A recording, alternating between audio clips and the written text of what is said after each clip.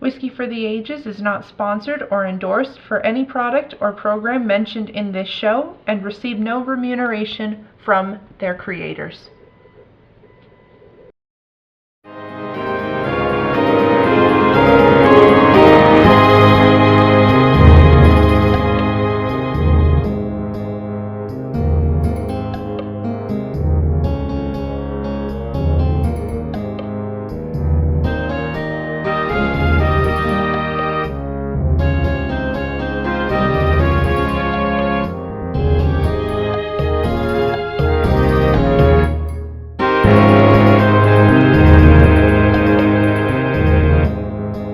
Everybody, welcome to Whiskey for the Ages. I'm your host Brian Dawson, and I'm here with my daughters Hannah and Alora. Hannah here. Hi, I'm Alora. We've got what we feel is an interesting show for everyone today. In this episode, we're going to talk about whiskey proof, and we'll cover several topics related to the subject. We're going to talk about how proof affects the flavor profile of whiskey. And we'll also talk about the different kinds of tasting notes from general 90 proof whiskeys. We're having some whiskey during the show, aren't we? Absolutely. In fact, we're having 3 distinctly different 90 proof pours tonight. We've got Four Roses Small Batch Bourbon, Maker's Mark Bourbon, and Sazarac Rye. Well then, let's get started.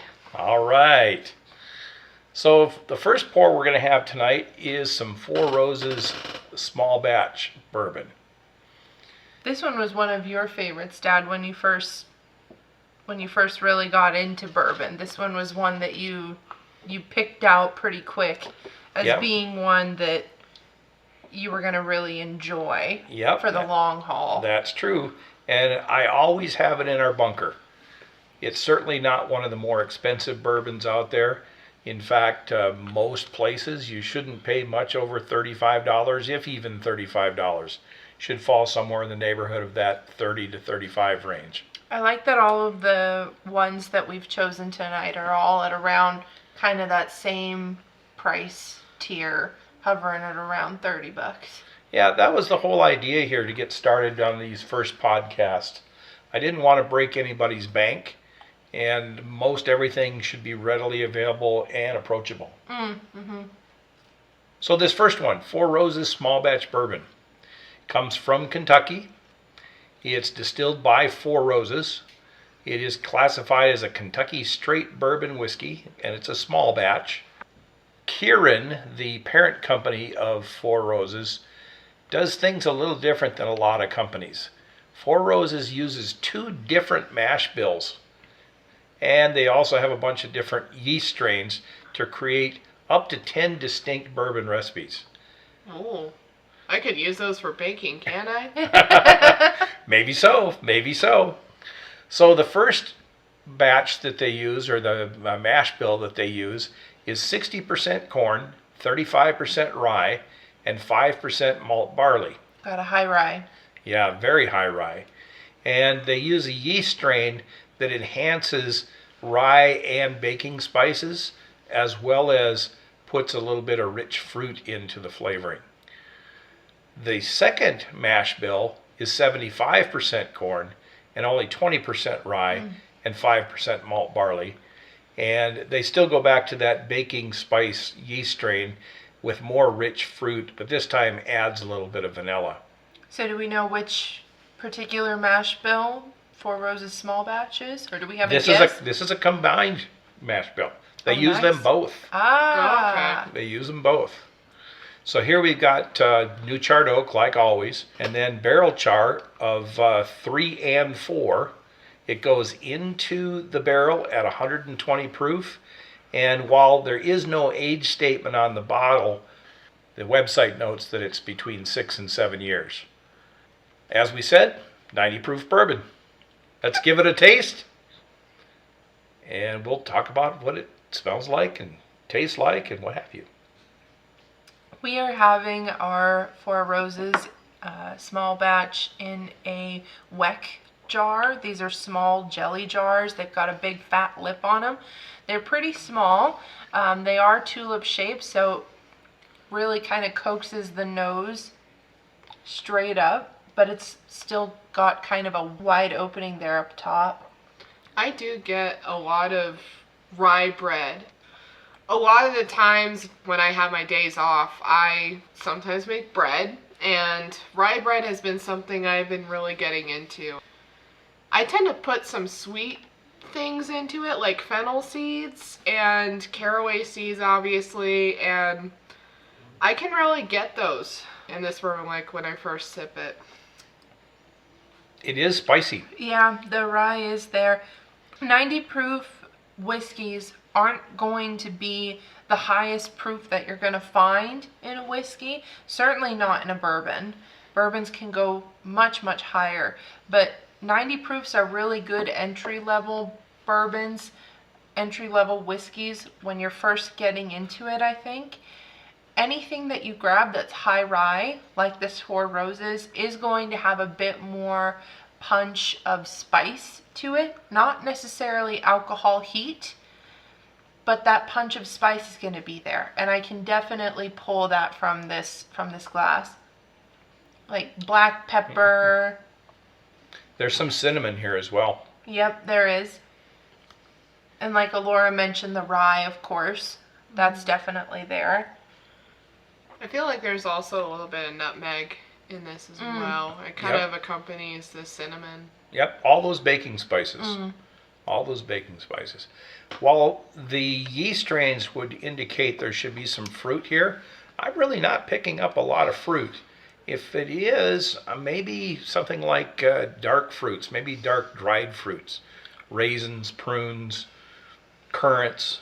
I think you get more of those on the actual palate than you do on the nose. The nose is pretty spice forward.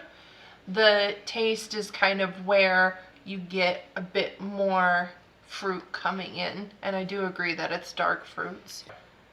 I think that there's also another bit of a fruit, not necessarily citrus, but think of like a really, really, really sweet kind of citrus, like the kind you get when you drink a pink lemonade or something. I kind of get a little hint of that because it's not just deep fruits that I'm getting. I am also getting a bit brighter notes of that. Okay. And I think that that's, yeah. It's definitely not anything in the sweet realm, though.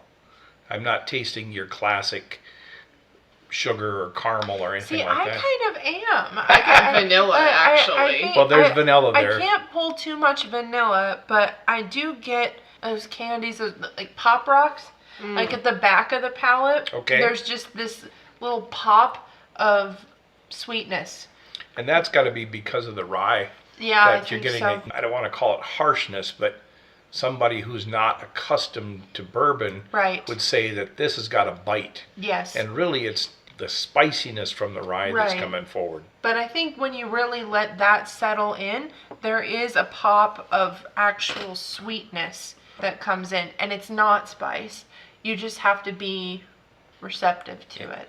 And inside this, I'm also getting that a little bit of oakiness, but it's not smoky or anything like that. It's just a woody base. Like if you were to walk through an oak forest and that'd be what you smell. And and maybe even a little bit of I don't know, damp earth. Kind of richness there, the earthiness. So let's just talk about proof. This is 90 proof whiskey. So what is 90 proof, or what does proof even mean? Well, first, we'll kind of go back and talk about ABV, or alcohol by volume. I think that's what most people are familiar with. They look at a wine bottle or a beer, and they say, "Oh, this beer has got 7.6% yeah, alcohol." It's all percentages. It's all decimal points. Yeah. I can guarantee I look at every single bottle like that. Yeah. So when we're looking at a bottle of whiskey, prominently displayed on the front of the label, you'll see ABV and often the proof.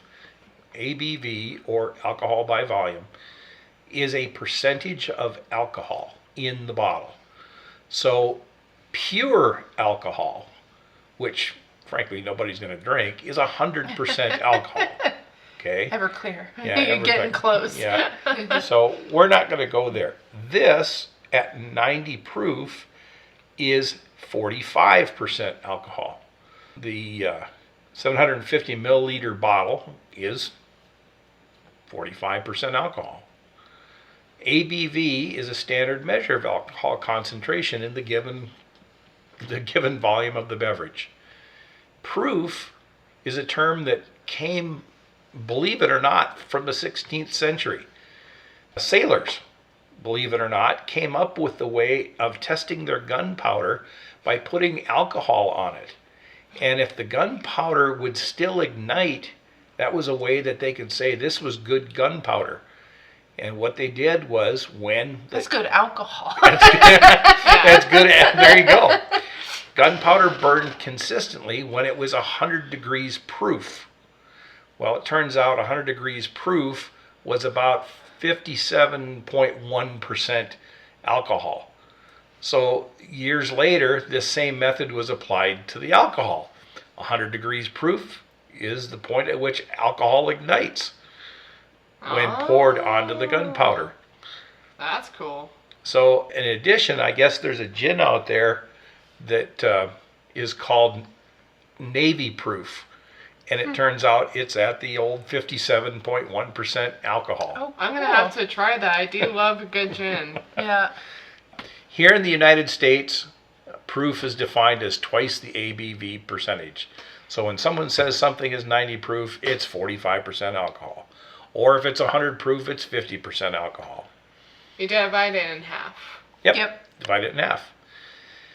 Over time, over history, proof differences really came about because of the way production was done. In the early days, proof was not standardized. Okay, there could have been 40 proof, there could have been 150 proof. We just don't know. You know, we've seen pictures of guys taking a shot of moonshine and grimacing when they do. Well, that's probably a fairly high proof that wasn't aged very much. It came right out of the still. Like I said, the United States set the standard in actually the 19th century. Back in 1896, the U.S. government established that proof is twice the ABV percentage. In France, they've never really grasped the proof system. They just stay with ABV. And interestingly, Japan uses a sake meter or a hoshudo as the level of alcohol. But universally now, everybody uses proof, or 45% in this case of our whiskey is alcohol. Before we go on to the maker's mark, are there any last remarks we want to make about this Four Roses? Anything on the finish? It tends to last for me. It does. And I think it's because of that peppery note that's there. It's very warming. I definitely feel it, mostly in the chest. Like, it really just settles in. It doesn't really bloom out, I don't think. It just kind of is like, I'm going to make your chest really, really, really, really warm. And that rye bread really comes in there on the finish, in the too. finish, Yeah. absolutely. Definitely have this bourbon with rye bread if you can. That'd be pretty good. And then I got to say, it was one of my first bourbons that I really gravitated to, and it's still one that I have in my bunker on a regular basis. It was easy to grab it off the shelf tonight. So, what's up next? We've got Maker's Mark next. This one's pretty familiar to everybody. That Maker's Mark, out of the three here, but honestly, Maker's Mark as a whole in the whiskey world is one of the most heavily marketed. That red wax seal, you see it everywhere. Even I know about it. Yeah. You go into any liquor store and the red wax is everywhere. Maker's Mark started doing that red wax thing. They've actually got it trademarked. Nobody else can use red wax. Well, they make it so personable. Like all of those commercials that you see, everyone is individually hand dipped and unique, and there'll never be another red wax drip like that. You know, it's pretty special. They found a cool way to market that.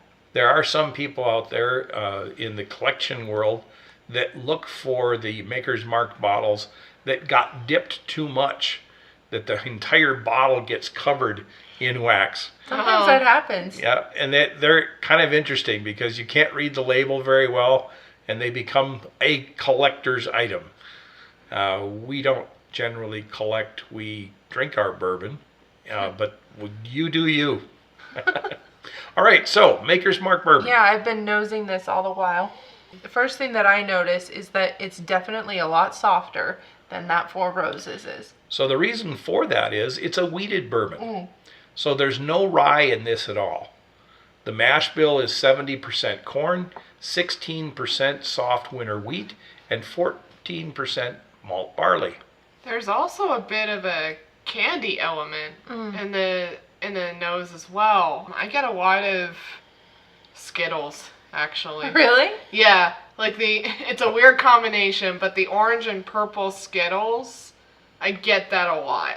That's interesting. Yeah. I'm getting the brown sugar caramel. I get that too, yeah. I get maple. Oh, definitely some maple syrup here. Which I'm always down for. Maker's Mark does things different. First of all, everything they do is a wheated whiskey. They don't put rye in any of their whiskeys. They also put their distillate into the barrel at only 110 proof. When the rest of the world typically is approaching 120 or 125, which is the maximum you can go in, Makers tends to put it lower, and that way they don't have to add much water to their bourbon. Because that is something to definitely keep in mind, that if a bourbon is going into a barrel at 120, maybe the ABV, the proof, goes down as it ages, but in order to maximize the product going on the shelf, oftentimes they'll add water so that you can have a higher volume of product to dispense. But if you're starting at a lower proof, then you wouldn't have to add that much water. And that makes the bourbon that's coming out of the barrel closer to what we get to have in the bottle. I like that. Yep. I quite like this a lot, yeah. So, what does it taste like? So, I'm going to go back to the whole bread thing, and Four Roses had a rye bread. Rye bread's a very pungent flavor compared to this. This is, I get either white bread or wheat bread, but it has a bit of honey to it. Okay. It's a very sweet, light bread. Rye bread, in contrast, is very, very dark. It's got a lot of depth. It's got a lot of different flavors, and it is very obvious. White bread, you usually have it with something else. I could see you having this bourbon with something else that's also a bit stronger than this, because this one's a bit more on the mellow side, so it would complement it very well. I think that a Maker's Mark, since it's so readily available, and I believe it's the cheapest one out of the bunch that we have here anyway, the Maker's Mark is extremely approachable for a novice. The alcohol really doesn't come off super strong. You get such a softness here, and I do think that I agree with what you're saying with that white bread essence. There's a sweetness there, but it still feels like everything is just being absorbed like a bread, like you put jam or jelly on a bread, on a slice of bread. And it'd be really good with blackberry jam. Yeah, this has got elements of fruit in it. So that lends exactly to what you're saying. There's elements of spice, yes, but it's more of the softer side of the baking spices. If there is a peppery element, it's more of that white pepper, which white pepper is a little bit sweet. You're not getting the black pepper or the in your face pepper that some things are. Let's talk about pepper a little bit. When we talk in terms of pepper, we're not breaking it down to pepper like a jalapeno. We're talking more like a pepper, like cracked pepper you've put on a steak, or cracked pepper that you've added to eggs or something like that. Peppercorn. Yeah, peppercorn. Exactly. So, I like this one. It's very very easy to nice. drink. Yeah. Very soft, as Hannah had said. I like the other one too, but each one has its own merits. I think that people look at Maker's Mark and they want to immediately kind of dismiss it because of its marketing, which I mentioned earlier. But really, this one isn't one to balk at all. I think for the price point and for being an entry into whiskey, an entry into wheated whiskey, wheated bourbon specifically, I think this one really has a lot to offer. It Yep. definitely is a good starter. I don't know what bourbon I really started out on. Yeah, it's all a blur. Because Dad basically offered me a sip of whatever, and I don't know what it was. But it was around the time that he was first starting. I wouldn't be so surprised if that was a Maker's Mark, or if I had even started on Maker's Mark, because it is a really good one. It is a good one to start on. It's good for you to get into the world of bourbon, because it's so versatile and so easily accessible. Like And what there's you said. always something in a Maker's Mark, or many somethings in a Maker's Mark in our bunker.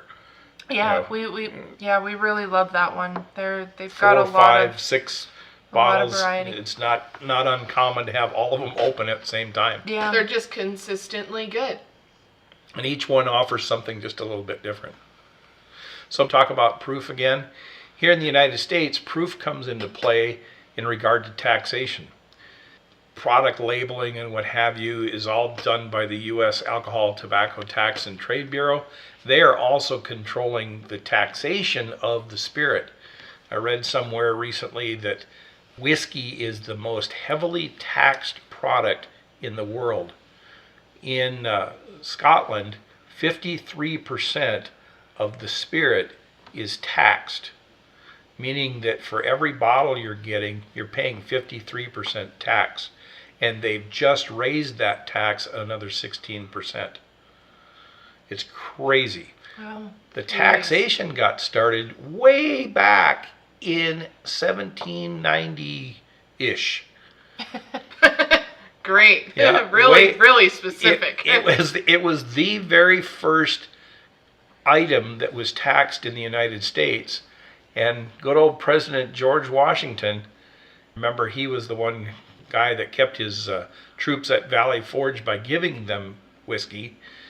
Well, he needed to recoup some money to pay back the investors who funded the Revolutionary War, so he taxed whiskey.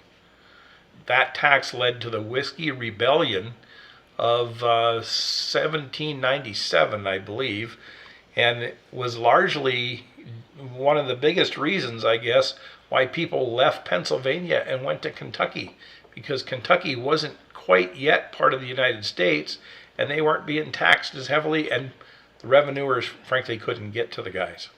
Quite frankly, that sounds like the Boston Tea Party. I mean, you were basically, the tax for tea was like placing a tax every single time you were trying to use the Wi-Fi. Yep. And you can imagine that left a lot of people pissed off. Yep. So the tax rate on spirits between 100 and 150 proof is higher than the tax rate on spirits for 80 to 100 proof. It's one of the reasons why so many distillers proof down their whiskeys and put them in that 90% or 90 proof range, or 45%. 90 proof really is, I'm going to say, it's ubiquitous. Out of all of the proofs that you can get of whiskey, and we obviously really like our bourbon, but 90 proof is everywhere. 90 proof is probably the most common, or something that's hovering right around that 90 proof. 88, 88, 90, 92, 94. Yeah. They're I all right there. actually really, really like that range. I personally don't like being overwhelmed by proof. I like to taste the whiskey, not be hit abruptly with heat and burning fire. Like, To each their own. To each their own. To each their own. Some people like that. Hannah and Dad really like that. Me? Please don't overwhelm me. Yeah. Well, you bring up a really good point here with what proof actually does to a glass and how it can impact its flavor profile. This was something that we mentioned at the top of the show that we were going to talk about. Laura, you mentioned pretty astutely there that, yeah, proof has a major impact on what you actually get out of the glass. It can smother a lot of things if you're only looking at it from a surface level. When you have a proof that's at around 90, or I'm going to say, at around the 100 proof level, in that range, you still get the whiskey joy of proof with warmth, but you still have a lot to unpack there with all of the different flavor profiles.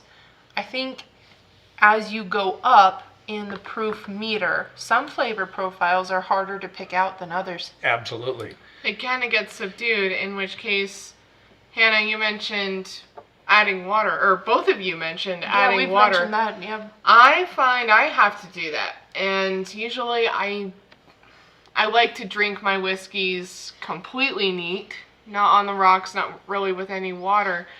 But if you give me 120 proof, I will be adding water to that.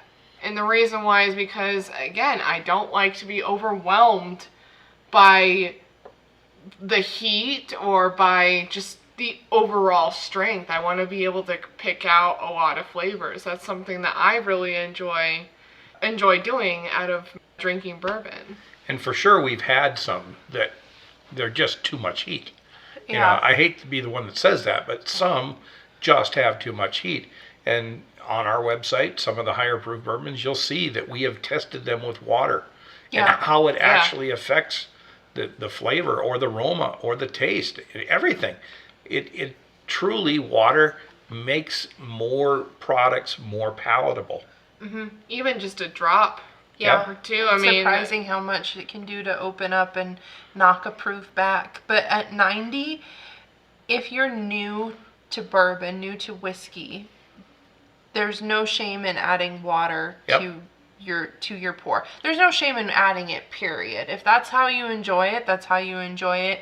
You do you.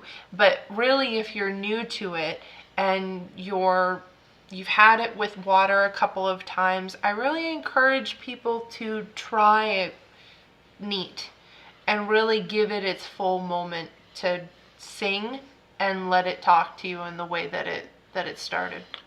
Lower proof whiskeys, like the 90 proof, tend to have more of a fruity or floral flavor and aromas, whereas higher proofs tend to have more punch. It's generally going to mask some of those subtle flavors.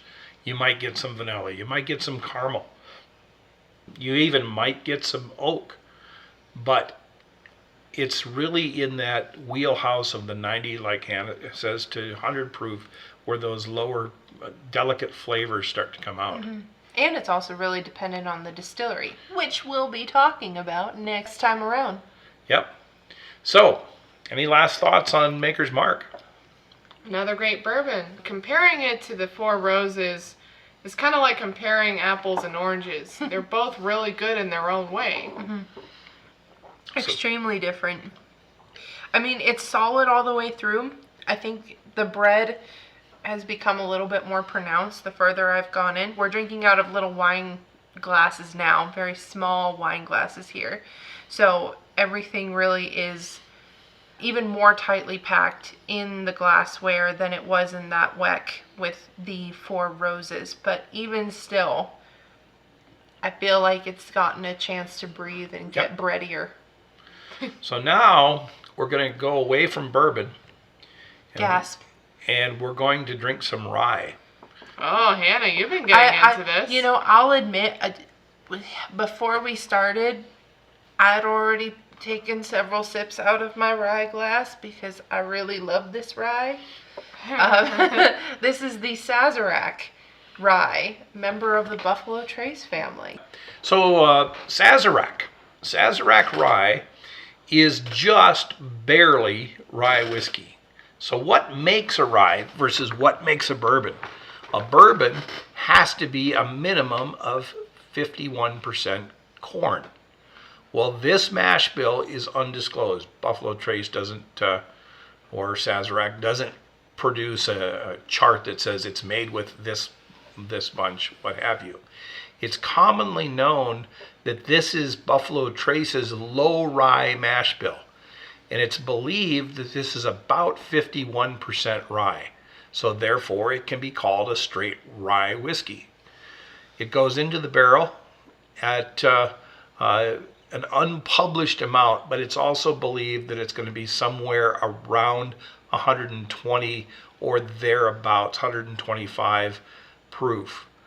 There is no age statement on this, but it is 90 proof, and again, right around that $30 price point. It is a little tougher to find. Whenever I see one on the shelf, or whenever Hannah sees one on the shelf, we tend to look at our inventory list and say, we need another one. I think we're sitting on a couple bottles right now, but it's always nice to have a nice, flavorful rye in our bunker. So, girls, what do you think? I can see why you like this, Hannah, because I get so much fruit in the nose. When I first smelled it, I was like maraschino cherries. Right there. See, that's interesting because when I go in, it's citrusy, it's bright. Whenever I have a rye, the first thing I'm thinking about is how bright it is. Ryes will have that punchier, obviously, rye forward grain, so it is going to be maybe a little bit more on the peppery side, or I use the word fresh a lot with a rye. This one definitely, yes, it comes across as fresh, most certainly, and I think there's citrus fruits in here that really kind of brighten it up even more. And I get that, I get that citrus as well. Citrus, when I first started drinking bourbon, I was thinking, it's going to be very deep, very earth, very warm tones. I didn't start realizing that you could get really bright notes from a bourbon, but this isn't even a bourbon. Rye. Yeah, ryes, especially this one, I can see where the punchiness comes in with the citrus. This is a very bright whiskey compared to the Four Roses and the Maker's Mark. This is very bright. Yeah, like you said, it's citrus. It's almost like orange zest. Yeah, I would definitely agree there. Or candied orange. Yeah, candied orange even. Yeah. Or caramel covered cherries, which I tend to use a lot in reviews. Yep. Of this group of three we've had tonight, this one is the most surprising. I mean, the other one's deep. The very first one, that Four Roses, deep, earthy, a little bit of oak. It's so interesting because that Four Roses is a high rye bourbon. You get punchy spice coming out of it. However, when you actually have a rye, you get bright, fresh tones coming out of it. So the rye really can impact what's going on in the glass. Did you choose this order? Yes. Okay, the reason why I ask is because it's a good order. The Four Roses, you start very, very deep, like you said. And then the Maker's Mark is a little bit brighter. So it's almost like you're going from dark to light with this. So kudos to you. Good order. Gotta just set that up on you. Well, what about the taste? We've talked about, we've talked about the aroma. I think that the taste is actually pretty similar to what's going on the nose. I get a lot of bright notes. It's just all the way through. I love a whiskey where the palate matches the nose. That doesn't always happen.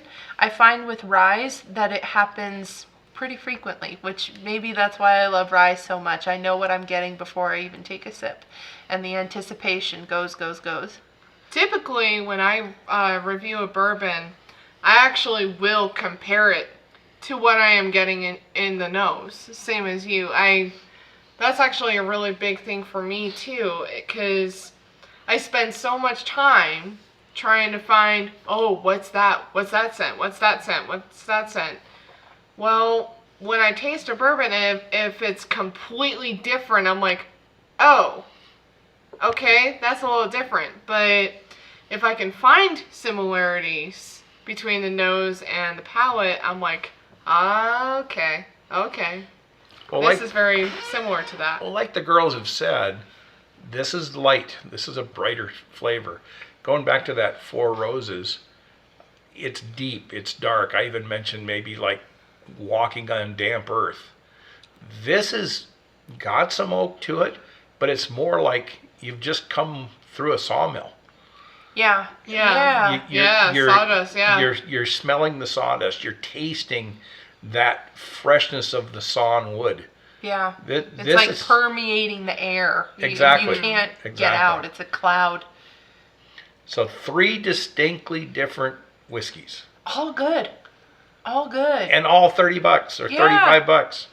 Totally So you worth it. guys That's don't awesome. have to go out and break the bank to get a good product. Great. Yeah, for college students. All right, some other 90 proof whiskeys that are out there. We've talked about Buffalo Trace in the past. We had Eagle Rare a couple weeks back. Elijah Craig does make an 18-year-old single barrel. Good luck finding that one. Yep. Elmer T. Lee, another one that's going to be tough and hard to find. George Dickel. Which is a Tennessee whiskey. Bit We've- different. Jim Beam's Devil's Cut is out there. A long time ago, we had some Oak and Eden bourbon. That was Oak out and- of Texas, wasn't it? Yep. Oak and Eden sources their whiskey and then puts a wooden spire that's been altered in some way. In this case, it was soaked in Cabernet wine, and then that spire goes into the bottle. That's a 90 proof. We've got Redwood Empire Pipe Dream, Which is California now. Woodinville Straight Bourbon. Woodinville is out of Washington. The W.L. Weller Special Reserve and their 12-year are both 90 proof. So there's a lot of Buffalo Trace products in what we Yep. just mentioned there. Buffalo Trace likes a lot of their products to be at that 90 proof. It doesn't mean that they don't have other proof offerings, but 90 proof really is where they love to be. I think Blanton's is even right around. 94, I think, on Yeah, the Blanton. right around 90. Yeah. Not quite there, but close. So, now that we've tested these amazing whiskeys, let's move on to the news and our segment, the Sport Agate Whiskey.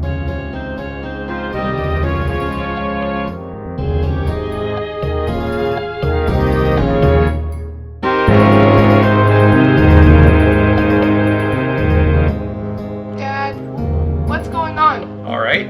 Well, it's been kind of a slow past couple of weeks, but I do have a couple of stories here for us. Jim Beam, everybody knows Jim Beam, they have started a new advertising campaign. So I'm a little bit at odds with this. Their campaign has been named People Are Good For You. Oh dear. Oh, God. I can hear the opposition in him. Okay, but anyway, the way they're doing this, they're launching this. They did launch it at the beginning of May. They're doing 15, 30, and 60-second spots. I would imagine this football season we'll be seeing Jim Beam on TV. They're setting it to the tune of Sweet Caroline by Neil Diamond. Ba, ba, ba. That was not at all planned.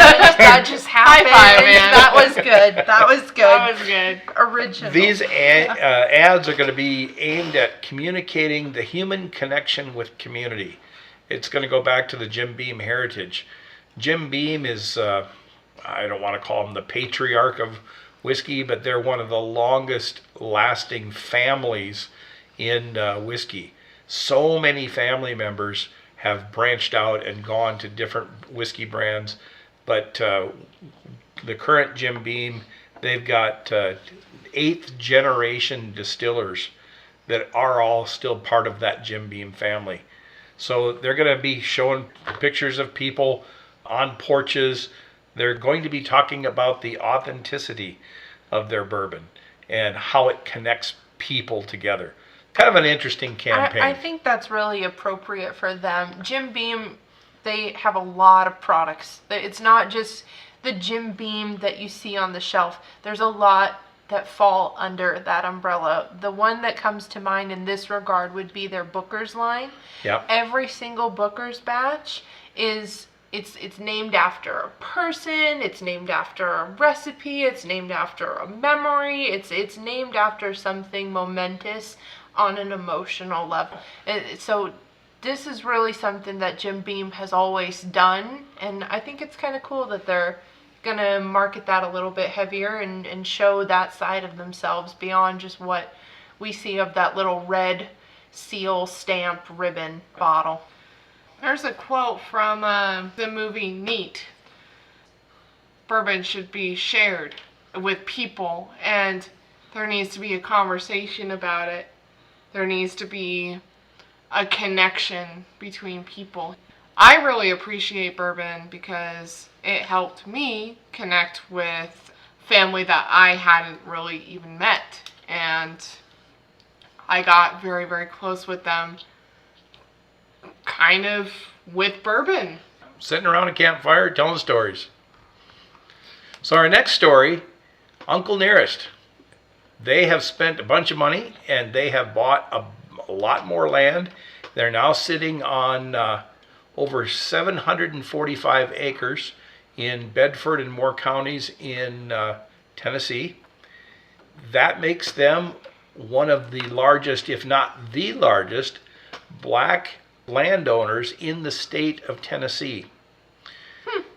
They have the ability now to actually move from 5,000 to 8,000 visitors every weekend, all the way up to doubling that. As many as 15,000 visitors can go through their facility on a given weekend. Wow. That's really cool. Which is interesting because several years ago, they were awarded the Guinness World Record for the longest bar. On their premises, there is a 17-station bar that is over 500 feet long. Oh, jeez. When they revealed it or opened the bar, one of the local press members labeled it Malt Disney World. That's a good one. Yeah. So they're on track. This past year in October, $100 million US in sales. They're looking to double that this year. So kudos to them. Frankly, we need to get Nearest Green Distillery on our radar a little tighter. We have yet to review one of their products. I've had some of their product. It is good product. We just haven't reviewed it. Moving on to their next story, Michter's. They have also expanded. However, they are growing so fast that they have said that they're unlikely to be able to meet demand in the near future. Michter's has increased their fermentation capacity and their bottling operations. They've added 6 18,000-gallon fermenters, and they have now gone to a 24/7 operation. Michter's has started using new bottling equipment here in January. They just can't keep up with demand. And frankly, they make good product. They really do. Mm-hmm. Yeah. Whether it's their rye or their bourbon, we've had. We recently got to try their sour mash and their toasted. Really good product. Yep. They're American too. Yep. It's just a solid product. They have implemented a 30-year planning horizon to get ahead of this. I wish our own government would have a 30-year planning horizon. The roads. The roads would be good. Yep. Start there. And then our final story is, this one's a little bit, I guess, tongue-in-cheek, I say this, a little sobering. Here this past March, the National Drug Helpline put together a study to find out which of the U.S. states are drinking the most alcohol. They've broken down their study as to what is the most alcohol, what is the most beer, what is the most wine, and they've also looked at the highest number of alcohol-related traffic deaths. California, being our most populous state, naturally consumes the most alcohol. 85.7 million gallons are consumed by Californians. Now that's largely due to the population, but that works out to be 2.4 gallons of alcohol per person per year. Oh, jeez. New Hampshire has the highest consumption of beer and wine. Their total alcohol consumption is 4.67 gallons per person. Wow. So even though the population's far less, they're drinking a lot more. Then come Delaware, Nevada, North Dakota, and Montana. Now, on kind of a personal note, several years ago, the girls and I drove through North Dakota, and there were a large number of signs talking about alcoholism. Yeah, there were. I do remember that. Yeah. Enough to where we were making comments about it. So now the study holds through. North Dakota has the highest percentage of adults who drink excessively. North Dakota also has the highest percentage of alcohol-related driving deaths. Almost 1/3 of all traffic fatalities in the country are attributed. However, in North Dakota, it's almost 50%. 46.7% of road deaths are attributed to alcohol In North Dakota? in North Dakota. Oh, That's- jeez. Now, interesting, the 5 states who drink the least are Georgia, Oklahoma, Arkansas, West Virginia, and Utah. Utah being the driest state in the country. That kind of follows states with the lowest income have the lowest rates of excessive drinking. Tennessee and West Virginia, their median household incomes are about $58,000 and $50,000 respectively, where our national average is $70,000. States with the highest median income, New Jersey and Massachusetts at $89,000, are the largest wine consumers. Faith and religion also play a role in that. The Bible Belt, I guess. And of course, you look at Utah, half the state's population there is Mormon, and the Mormon faith prohibits alcohol. So maybe that's why they're the driest state in the country. On top of that, more than 140,000 men and women die from alcohol-related causes every year. It makes alcohol the 4th leading preventable cause of death in the U.S. So here in our own home state of Idaho, our average alcohol consumption per person is 2.94 gallons per year. Puts us near the top of the list at number 7. Which is interesting because our beer consumption and our wine consumption are very low in comparative to the rest of the country. Beer consumption puts us at 45th, wine is 34th. We're 41st at adults who drink excessively, and we're at 23rd for alcohol-related driving deaths. Like I say, it's a very sobering report. Here at Whiskey for the Ages, we advocate drinking whiskey responsibly. It's our tagline on the site. You'll Yep. see that right there at the top. Yep, exploring whiskey responsibly. So if you have a problem, or you think you have a problem, or you have a family member who has a problem, you need to get help. And the drug helpline, where this study was done, has a telephone number. It's 844-289-0879. So you can go to our website. On the news page, there's links to that. There's links to the study. There's links to all of the articles that I've referenced here. Check them out. I think it's well worth the read.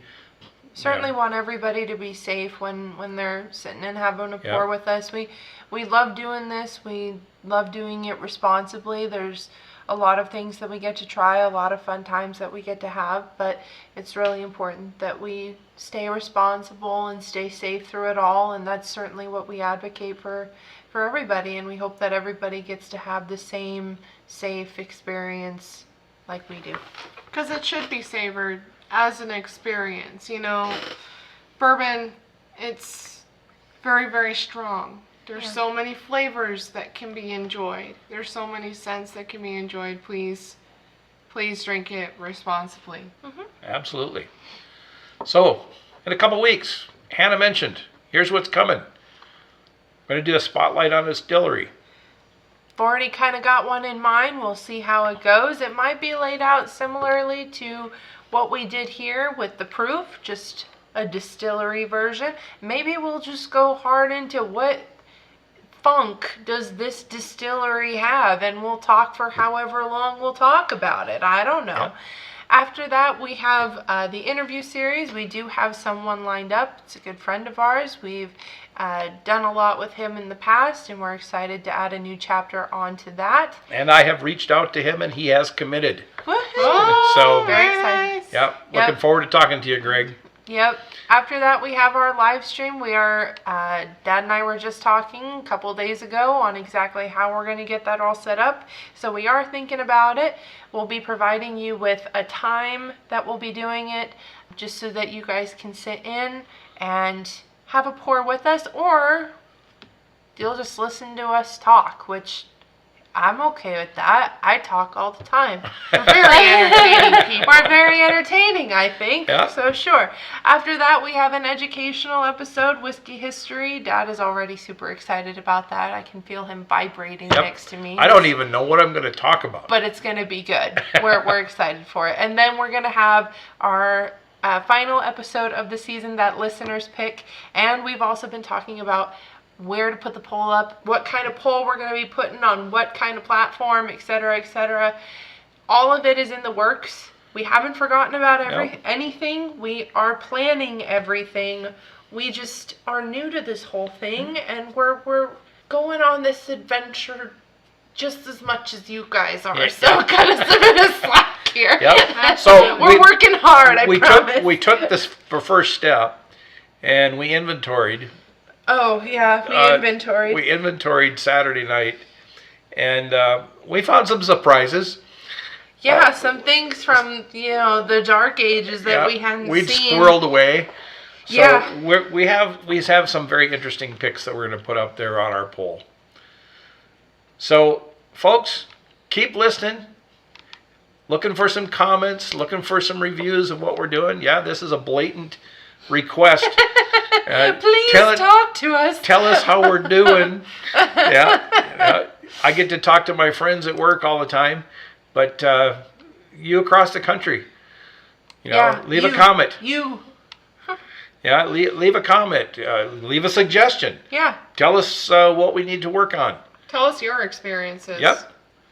Tonight, we didn't bring a Glencairn, so we're not quite sure how we're going to close this show. Will it ring?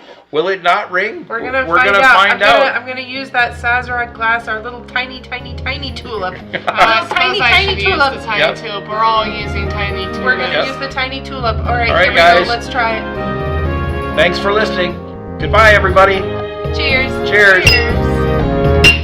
Thanks, everybody. Bye-bye. Bye.